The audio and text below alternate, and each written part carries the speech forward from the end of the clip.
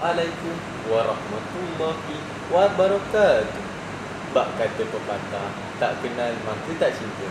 Maka di sini izinkan saya perkenalkan diri saya. Nama diberi Muhammad Nazrin Hakim bin Arhan. Saya seorang pelajar sekolah menengah sains Teluk Intan yang terletak di Teluk Intan, Perak. Di sini saya amat teruja kerana diberi peluang untuk menceritakan tentang sebuah buku yang bertajuk Mimpi Bintangku. Buku ini ditulis oleh Abel Bell, seorang penulis terkenal, dan dilukis oleh Syafiq Zahid.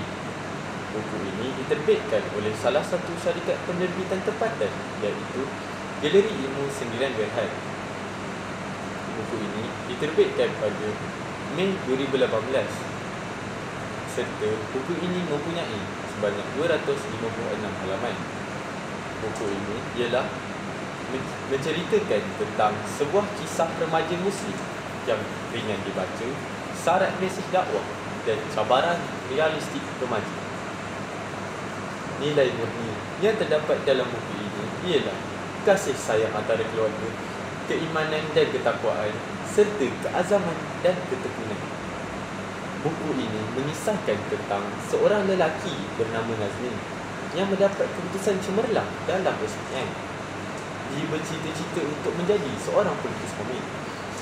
Dengan keputusan yang cemerlang itu, Nazmi ditawarkan beasiswa oleh National Heritage untuk melanjutkan pelajaran ke luar negara.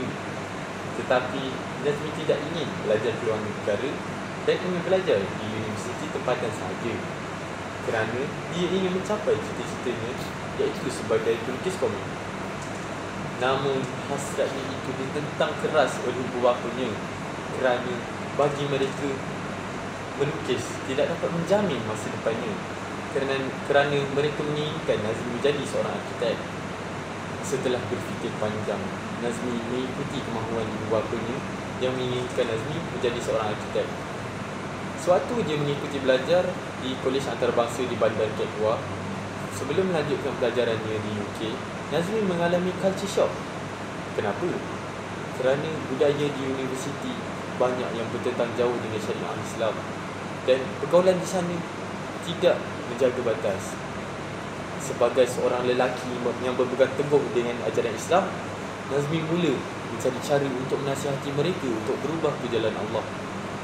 Selama 2 tahun, Nazmi lakukan dakwah, iaitu dengan cara menerbitkan lukisannya ke media sosial, iaitu tentang perkara dakwah.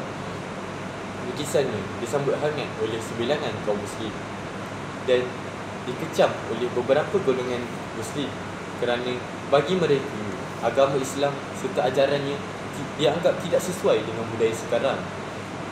Pelbagai cara Nazmi lakukan, seperti dia cuba hantar lukisan dakwah ke media sosial dan menyindir beberapa orang yang tidak mengikut ajaran Islam.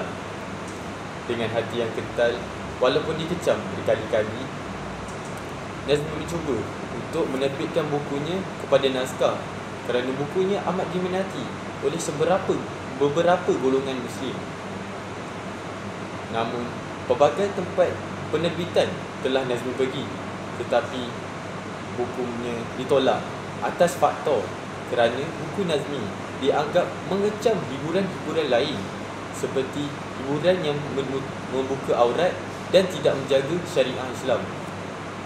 Sehinggalah walaupun berkali-kali mencuba, Nazmi berjuang untuk menegakkan agama Islam, tetapi walaupun berkali-kali mencuba, tiada yang dapat menerima bukunya. Sehinggalah Nazmi berjumpa dengan Encik Zulkifli yang membantu Nazmi untuk menguruskan masanya antara melukis dan mencetak buku. Segala urusan percetakan dan promosi akan diuruskan oleh Encik Zulkifli, manakala lukis-lukis akan diuruskan oleh Nazmi. Setelah berbincang, mereka bersetuju untuk melakukan perkara itu. Tetapi setelah mengetahui bahawa Nazmi tidak memberitahu ibu bapanya, Encik Zulkifli menegur Nazmi untuk memberitahu tentang ibu bapanya tentang hasratnya itu.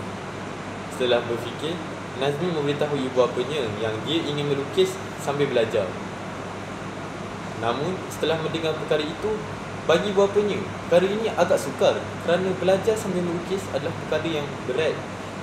Tetapi setelah melihat lukisan anaknya, iaitu memberikan manfaat kepada setiap golongan, dia merasa bahawa perkara ini boleh dilakukan agar dapat memberi manfaat kepada seluruh masyarakat. Tetapi Nazmi perlu bijak menguruskan masa antara melukis dan belajar. Pengajaran yang kita boleh dapat daripada buku ini ialah kita jangan menyerah untuk mencapai cita-cita kita. Walaupun perkara itu ditentang, kita perlu mencuba segala upaya walaupun dihalang, tetapi kita perlu mencuba agar dapat mencapai cita-cita tersebut. Akhir kata, buku ini sangat memberi manfaat kepada setiap golongan usia kerana ia mempunyai perkara baik dan tidak menyebarkan perkara yang tidak baik. Itu sahaja daripada saya. Sekian. Terima kasih.